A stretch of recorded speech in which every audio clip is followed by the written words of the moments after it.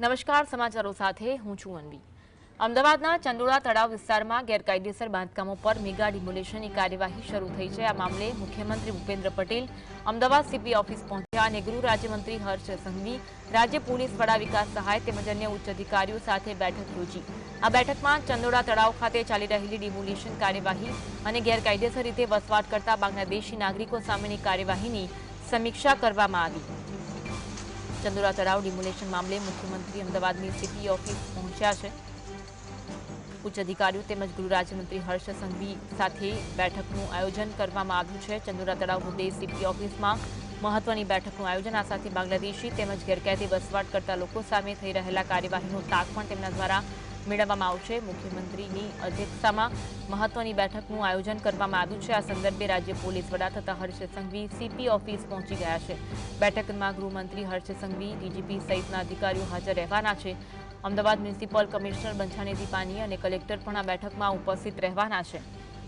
અમદાવાદના ચંદોળા તળાવ ખાતે જે ડિમોલિશનની કાર્યવાહી હાથ ધરાઈ છે તે અંગે પરિસ્થિતિનો તાગ મેળવવામાં આવશે અને આ સાથે બાંગ્લાદેશી તેમજ ગેરકાયદે વસવાટ કરતા લોકો સામે થઈ રહેલા કાર્યવાહી અંગે પણ તાગ મેળવવામાં આવશે। ગેરકાયદે ઝૂંપડાઓનો નાશ કરવામાં આવ્યો છે। આજે સવારથી જ અમદાવાદના ચંદોળા તળાવ ખાતે જે રીતે મેગા ડિમોલિશન કાર્યવાહી શરૂ થઈ છે। અમદાવાદના ઇતિહાસમાં સૌથી મોટી ડિમોલિશન આ કાર્યવાહી ચંદોળા તળાવના ડિમોલિશન પર સ્ટેની અરજી હાઈકોર્ટ એક તરફ નકારી છે, ત્યારે સીપી ઓફિસમાં મહત્વપૂર્ણ બેઠકનું આયોજન કરવામાં આવ્યું છે, જેમાં મુખ્યમંત્રીની અધ્યક્ષતામાં આ મહત્વપૂર્ણ બેઠક મળવાની છે। આજ અંગે વધુ વાત કરીશું। સંવાદદાતા ઝલક અમારી સાથે લાઈવ જોડાયા છે। ઝલક, સીપી ઓફિસ ખાતે મુખ્યમંત્રીની અધ્યક્ષતામાં મહત્વની બેઠકનું આયોજન કરવામાં આવ્યું છે, અપડેટ જણાવશો।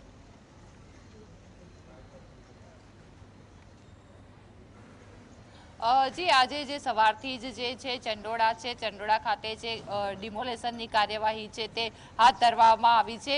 જે કોર્પોરેશન દ્વારા જે આ કામગીરી કરાઈ રહી છે, જેમાં ચુસ્ત પોલીસ બંદોબસ્ત સાથે આ કામગીરી કરવામાં આવી રહી છે। 2000 જેટલા પોલીસ કર્મીઓ સાથે 20 જેટલી જે એસઆરપીની ટીમ છે તે ટીમને તૈનાત રાખવામાં આવી છે। જે કેટલાક લોકો દ્વારા જે હાઈકોર્ટમાં છે તે હાઈકોર્ટમાં અપીલ કરવામાં આવી હતી અને આ કાર્યવાહીને અયોગ્ય ગણાવવામાં આવી હતી, પરંતુ હાઈકોર્ટ દ્વારા છે તે આ અરજી છે તે નકારી દેવામાં આવી છે અને જે ડિમોલિશનની જે કામગીરી છે તે ચાલુ રાખવામાં આવી છે।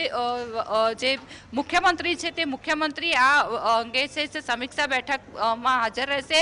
પોલીસ કમિશનરની કચેરી ખાતે એક બેઠકનું આયોજન કરવામાં આવ્યું છે, જેમાં ગૃહ રાજ્યમંત્રી હર્ષ સંઘવી ઉપરાંત જે સીએમ છે તે સીએમ પણ હાજર રહેશે। હર્ષ સંઘવી છે તે બેઠકમાં પહોંચી ચૂક્યા છે। સીએમ છે તે થોડી વારમાં જે બેઠકમાં છે તે ઉપસ્થિત રહેશે। તમે જોઈ શકો છો કે જે થોડા સમયના વિરામ બાદ જે કામગીરી છે તે હવે ફરી શરૂ કરવામાં આવશે।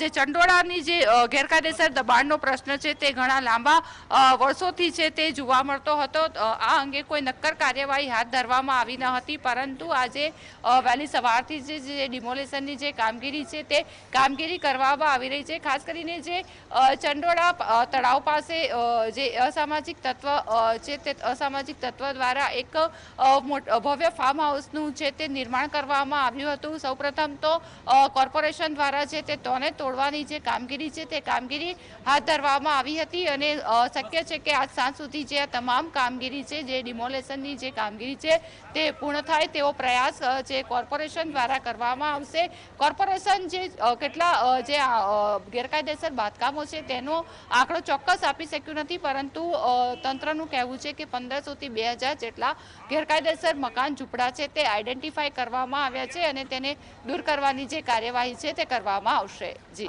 સીપી ઓફિસમાં જે મહત્વપૂર્ણ બેઠકનું આયોજન કરવામાં આવ્યું છે, થોડી વારમાં મુખ્યમંત્રી પર પહોંચવાના છે, કયા કયા મુદ્દે બેઠકમાં ચર્ચા થશે તેને લઈને શું અપડેટ મળી રહી છે?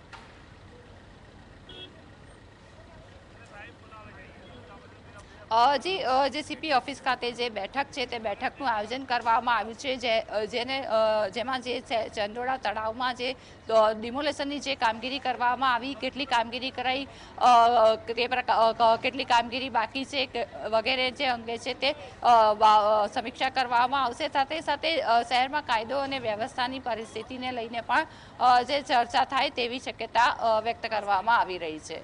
જી, આભાર ઝલક, જોડાવા માટે અને માહિતી